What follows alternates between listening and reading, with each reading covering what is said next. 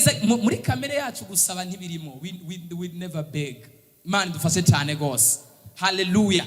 Twaremera inzara ikadukubita ariko tukihorera tukitahira. Hanyuma cyamwanya Imana irambwiye ngo utange miliyoni 200 ngo uyu muntu yagutangiye yifi. Ngo yifi ngo niyo yagumino ngo abadayimoni baguma baza kuyigaburira ngo nico gituma idapfa. Acha ibona irikirasamba. Igiruko ngo abantu bose baca baraza. Bana abantu batamenyereye ibintu zimwemu. Batarakizwa bataza gakiza. Yo ifi iracari insima. Mana umva igihe cyose uzoshaka kwiyorosha abadayimoni bazogutambukira ko hejuru. Igihe cyose uzoshaka kwigira pubere bazogukuburiramo umwavu. Igihe cyose uzokwisuzuguza abantu bazogusuzugura. Ariko ni we manga ico wamenye na Kristo wamenye, abantu ntibazogufata uko bashaka mu izina rya Yesu. Mana dufashe cyane gose. Uwo munsi turaza arahora ntiyabivuga. Miliyoni 200 aca mukubitira ko ngo agiye ku musozi kumusengera. Twebwe tuhamaza amajoro 7 tuwarara. Imibi dukubita hanze tuguma ducungana n'abazimu. Turaba hari mu reka ndabwira uyo muntu yari afise ibitero ya kuburyo urayi wiwe uhonye no haraye umusengera. Wavyuka wavunaguritse utigeze unaryama ukumvura gwaye ukumvura remze ukagwara ku buryo inzu bari barayihunze bose nta muntu numwe ayibamwo. Naho bari batanguye kwibamwo kubera twari twatanguye kubasengera. Bose bari barayirutse barayihunze. Mana dufashe cyane gose. Hallelujah. Hallelujah. Mana dutabare. Yesu natufashe cyane gose. Inyuma yo ngaho acambwira nti Imana irambwiye ngo ndugikira miliyoni 5 ngo nagiye mu musozi kugusengera ngo iyo miliyoni 5 ngo no kukuraho burundu abarozi kuno ahubwo bigatera bigwira. Turamusengera mu nyuma acamurukira message amubwira ko yari karamuhenda n'ijyafi ariyo yazanye. Niwe yabimwibwiriye. He was shocked. Yarakomeretse aravuga nti nta kundi naribwe. Mana dufashe cyane gose. Ntimukabona abantu bose bariko baravuga izina ry'Imana hano hanze ngo mubiruke inyuma. Don't. Hari abasenzi basenga by'ukuri ariko hariho n'abandi umenga batumwe n'inzara. I don't know how. Ibindi ko ndababwira birabaho. Hari abantu benshi bariko barahendwa bariko baribwa bariko barasahugwa. Yesu natufashe cyane. Hano turasengera abantu benshi ku munsi n'abashoboka bose turabasengera ku munsi ku buntu. Mugabo ari handi badashobora kugusengera utabahaye amafaranga. Before they pray for you tegerezwa kubanza kubahereza amafaranga. Mana dufashe cyane gose. Ntimuhendwe rero ntimugire gute ntimwibwe. Ako karagaciyemwo dukomera Imana amashimeshi cyane. Reka nigarukire rero kuwamaze kuronka umwana. Imana igushire mu gihe cyo kwakira uwo mwana mu izina rya Yesu. So ikizokwereka ko wasamye umwana, twasomye Yohana, twasomye uko Yesaya yavugishijwe ubuvugishwa bw'uwo mwana Yesu. Uyu mwana Yesu iyaje mu buzima bw'umuntu mwese mu ndabe hano hari ibintu ategerezwa guhindura. Abadame bose basamye inda bakabyara umwana, hari ibimenyetso batangura kwakira bya mbere igihe umwana agize gute agezemwo apana abonetse. Umwana apfa kugeramwo gusa akajamwo ibintu bitangura guhinduka ku kanya. Pera haleluya. Umwana yarakugezemwo kweri canke ntarakugeramwo. Turumva ibimenyetso by'umuntu umwana yagezemwo. Imana idufashe cyane gose. Umwana amaze kukugeramwo ikintu cya mbere ibyo kujya byose acakubwira nti subuto akanusubira gukoza ku munwa kirazira. Akanyama naho uba wagakunda umwana amaze kugeramwo aragukura ku kanyama kamose umwana ntashaka iki? Akanyama. Mwana yamaze kugira gute? Kugeramo. Kandi amaze kugeramo hari ibintu atagira gute? Adashaka. Akanyama no. Wahora ukunda agaparufe kamota neza. Umwana amaze kugera, vuga kugeramwo, agaparufe karakunukira. Wumvise n'uciye hariya, hari ibintu binuka ngaha, abandi bakumva biramota, we bikakunukira. Umwana yavyanse. Umwana yagize gute? Yes. Mbariza mugenzi ati umwana yaragezemo cyane ntarageramo. Mani dufashe cyane gose. Icyo gihe cya mbere umugore ageramo, stage ya mbere ni stage yirekwe. Amaze kugenda mwirekwe atangura kwanya ibintu, begin to hate, kandi atangura kugira ibibazo by'umubiri. Hari utuntu yahora akora adasubira gukora, hari utuntu tutamworohera, acatangura no koroha, agatangura kwiyorosha buke buke. Imana dufashe cyane. Hari ni karakteri atangura guhindura. Umwana yahora akunda kwicara mu bantu benshi, wahora ukunda kwicara mu bantu benshi, ukicara ukanezererwa. Umwana amaze kugeramwo havuga ni iyasu y'abantu iranuka, abantu bose barakunukira ngo va mu bantu. Abantu baramota, nta n'umwe anuka muri bo, bose boze. Ariko kubera umwana yagize gute? Yagezemo. Nta shwa ufise, utegerezwa kuva mu bantu. Nutava mu bantu aragira gute? Arakuza amahoro. Uratuji mwa utuntu turimwo gaze gusa. Habanishere uyu munsi nshaka kunywa. Umviriza rero, ya ntukabone umujeni Marie yasamye ndari kumwe na sheri wiwe. Sheri no guhagarara ntazoba gihagarara wenyine. Rega ntango mfise, umva nakiriye umwana nkeneye umuntu niyegamikaho.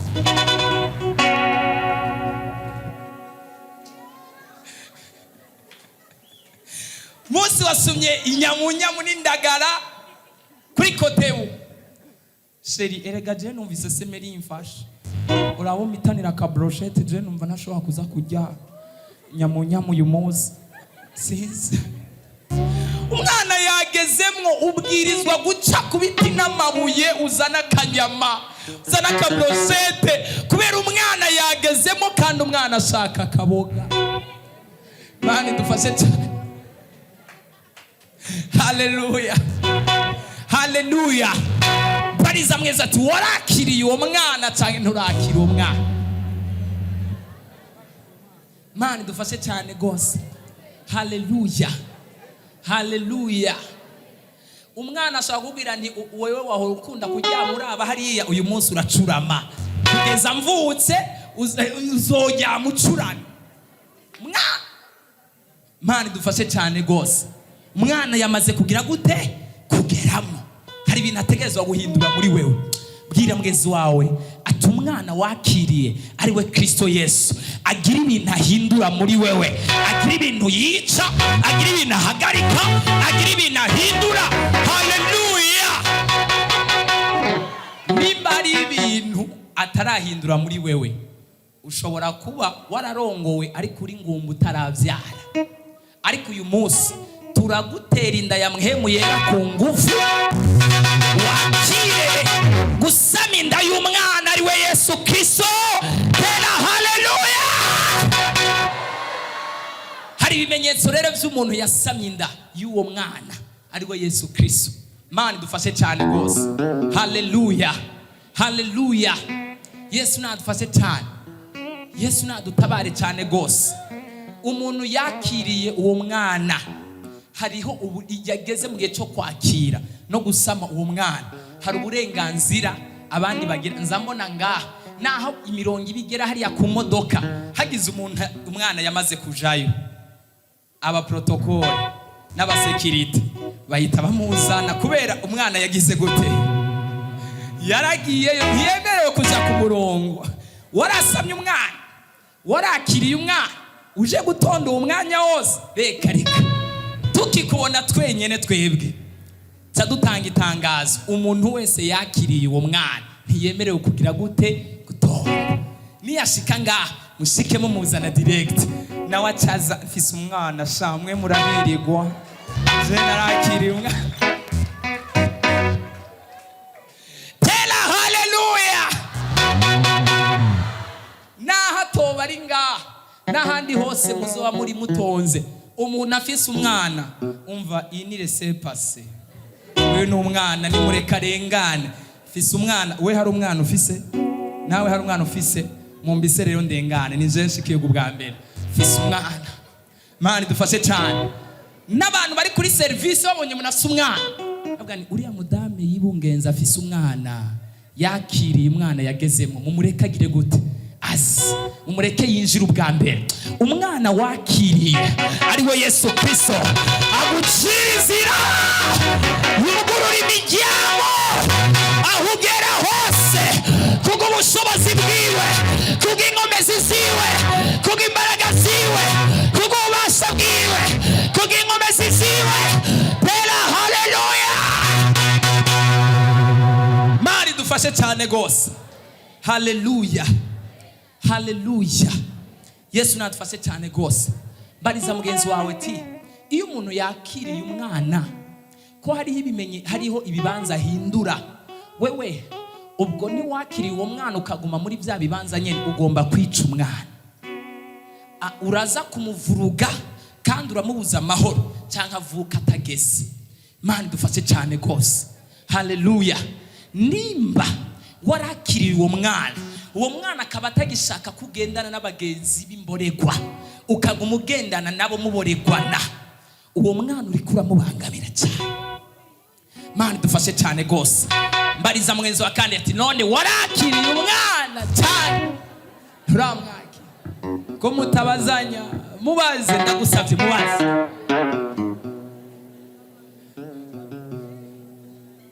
wamubajije kubera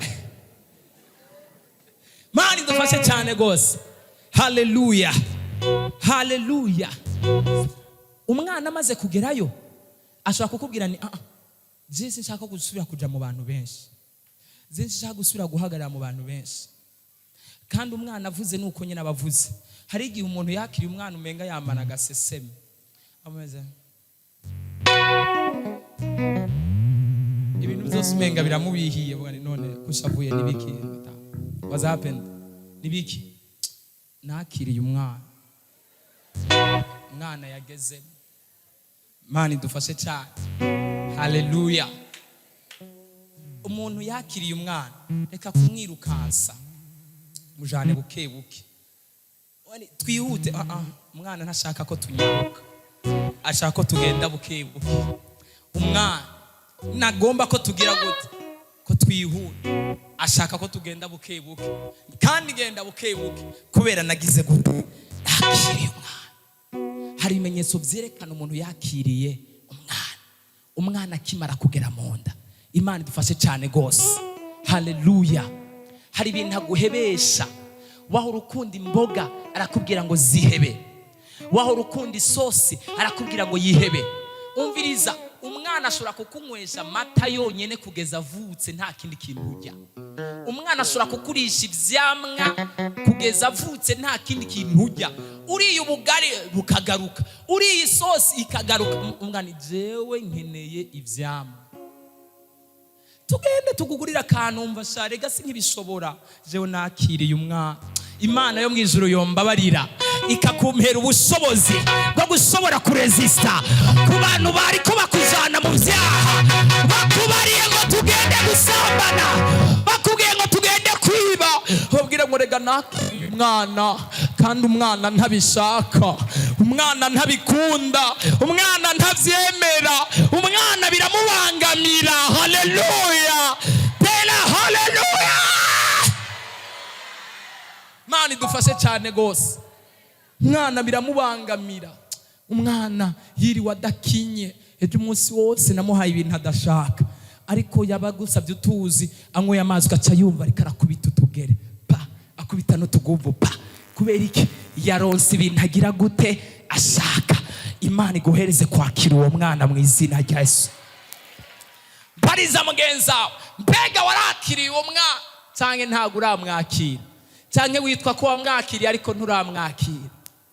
Ibimenyetso by'uwakiriye uwo mwana urabifise. Yesu adufashe cyane. Ko uyo mwana hari ibintu agutandukanya nabyo, ko uyo mwana hari ibintu akwankisha ariko bibi. Imana igufashe cyane. Uwo mwana Yesu Kristo akubwira guheba kwiba, akubwira guheba gutukana, akubwira guheba kugwana, akubwira guheba kaboregwe. Imana igufashe cyane. Haleluya. Mwege murabona umugore afise indagwana. Reka gore afise indagwana, havuga ni oya sinze kugwana ngo bangirire nabo umwana wanje. Umwana wanje ntibamubabaze. Kweri ki wakiriye umwana udashaka kumurinda? Bazamweza bati kweri warakiriye uwo mwana? Navuze ko ngaha twese twabaye abagore, twese twakiriye umwana ari we Yesu Kristo. Haleluya. Agiye n'ahantu akabona hari induru n'imidugano, havuga ni umwana wanje ntibavamo kubita imigere, ntibavamo kubita ingumu, ndarinda umwana wanje, ndazigama umwana wanje. Imana idufashe cyane gose. Bazamweza ati warakiriye umwana kwe, uramurinda kwe. Imana idufashe cyane gose. Haleluya, haleluya, haleluya. Abakiriye uwo mwana, haleluya. Mwana, wakiriye umwana, hari ibintu bica bihinduka. Uca utangura guhinduka, abantu bakubona. Umva, umukobwa, abamama rero bakiriye umwana bakamwakira, babonye umuntu yasamye. Nabonye abakobwa bazi kumenya umuntu yasamye we, bakimenya ko yasamye nindi taramara ukwezi, ko yasamye. None mubibonye gute ko mutamupimye? Ngo biraboneka, ngo biraboneka. Kumbe umwana yamaze kugerayo bica biboneka. Iyo umwana rero wamaze kumuronga hari we Kristo, hari ibimenyetso bivyerekana ko yabonetse. Haleluya. Turi kumwe ngo utere haleluya. Ngo bararaba umutsi ngaha, ngo baremana yanje. Yesu nadufashe cyane. Haleluya. Hari abandi bamama rero, umwana wabo iyo yakiriye umwana akageramo baca babimenya direct. Babonye umwana adatanguye kurya, umwana hari ibintu yatanguye kwanka, nimba wamwakiriye mu mwanya utari wo rero ufite ingorane zikomeye. Umwana hari ibintu yatanguye kwanka, kandi ntabwo uza kugwana nawe ngo umushobore. Uramushobora se? Yesu adufashe cyane.